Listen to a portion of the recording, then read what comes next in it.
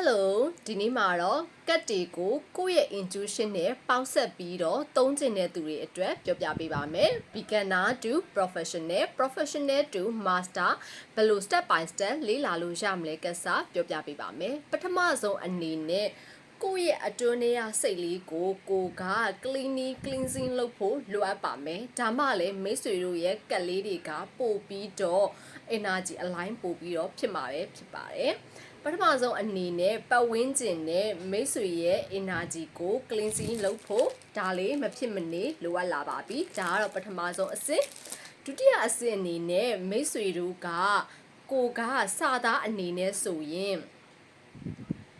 မြန်မာလိုစာသားကိုလိုချင်တာလားအင်္ဂလိပ်လိုစာသားကိုလိုချင်တာလားအဲ့ပေါ်မှာမူတည်ပြီးတော့ကိုရွေးချယ်ပါဒါကတော့ဈေးကွက်မှာတွေ့ရတဲ့မြန်မာစာသားတွေပဲဖြစ်ပါတယ်ဒါလေးအသေးစိတ်ကိုတော့ညီမပြောတော့ဘူးအင်္ဂလိပ်စာသားလေးတွေကိုတစ်ချက်သွားကြည့်ရအောင်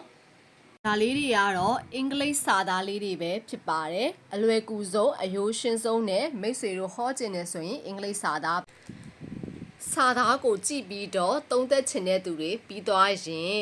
စာသား plus academic ကိုပေါင်းဆက်မယ်ညီတို့ရဲ့ intuition နဲ့ပေါင်းဆက်လာတော့မယ်ဆိုရင်တော့သိကြပါတယ် beginner to professional ဘက်ကိုတက်ရောက်လာမှာပဲဖြစ်ပါတယ် beginner to professional တွေအတွက်တကယ်ကိုလေးလာသင်းတဲ့ကတ်လေးတွေကိုပြပေးပါမယ်ဒါလေးတွေဆိုရင်ကတ်နဲ့ image လေးတွေနဲ့တွဲထားတဲ့ကတ်ထုံလေးတွေပဲဖြစ်ပါတယ်โอเคနောက်ဆုံးအဆင့်အနေနဲ့မိတ်ဆွေတို့ကကိုတက်ထားတဲ့ပညာရက်တွေနဲ့ပေါင်းဆက်ဖို့ကက်လေးတွေလိုအပ်လာပြီဆိုရင်တော့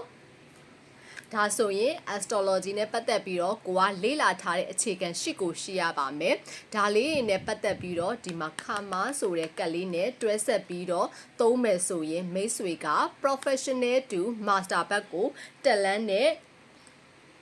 သူတွေပဲဖြစ်ပါတယ်။ Okay ဒါလေးတွေဆိုရင်တော့ညီတို့ angel answer နဲ့ပတ်သက်တဲ့ပုံစံလေးတွေတစ်ချက်ပြပေးပါမယ်။ပြီးရင်ခုနပြောတဲ့ moon နေနဲ့ပတ်သက်တဲ့အကြောင်းအရာတွေဒီမှာ angel နဲ့ပတ်သက်တာတွေဒါကတော့လုံးဝကို crystal နဲ့ပတ်သက်တဲ့အကြောင်းအရာတွေဒါကတော့တကယ်ကို master to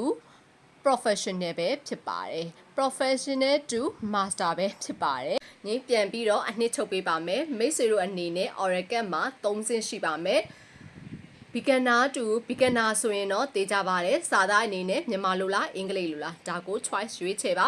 beginner to professional ဆိုရင်တော့ image နဲ့စာသားကိုကိုယ့်ရဲ့ intuition နဲ့ပေါင်းဆက်ပြီးတော့ဟောပေးပါနောက်တစ်ခုကတော့ကိုပြင်တက်ထားတဲ့ပညာရက်နဲ့ပေါင်းဆက်ပြီးတော့လေ့လာပါ bye bye နောက် video တွေမှာအများကြီး